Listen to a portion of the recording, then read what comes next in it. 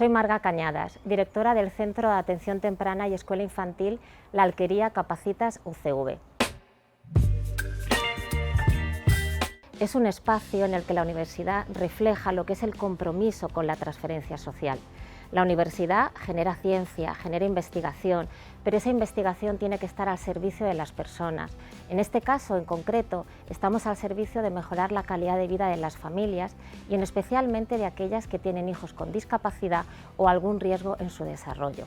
Esos apoyos se van a ofrecer con un equipo transdisciplinar que desde la fisioterapia, la logopedia, la terapia ocupacional, la psicología, junto con la familia, van a elaborar planes de intervención para que ellas puedan ofrecer oportunidades de aprendizaje y experiencias en su vida diaria, en su contexto. Los niños sabemos que principalmente en las primeras etapas del ciclo vital es en la familia donde van a tener mayor oportunidad para aprender y desarrollarse. Por eso no entendemos una intervención en atención temprana sin que la familia sea el pilar, es realmente el núcleo y la base para la intervención.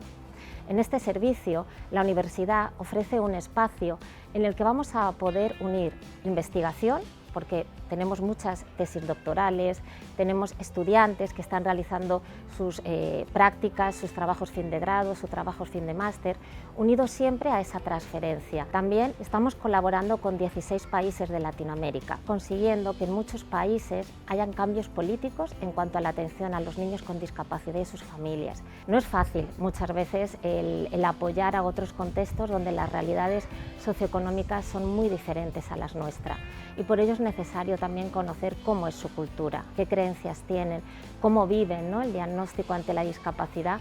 Creo que desde la universidad se intenta ver la visión que hoy en día dice la ciencia, que es que no es más importante más terapias, sino que lo importante es que los niños tengan oportunidades para aprender. Y que si un niño vive en un contexto donde lo que tiene a su alrededor van a ser una piedra o va a ser un árbol donde va a poder trepar o va a ser un riachuelo, en ese contexto hay muchas cosas que un niño va a poder trabajar, siempre y cuando sus cuidadores se sientan que tienen las competencias necesarias. Ese compromiso de la universidad se refleja además a través de la cooperación universitaria, a través también del voluntariado.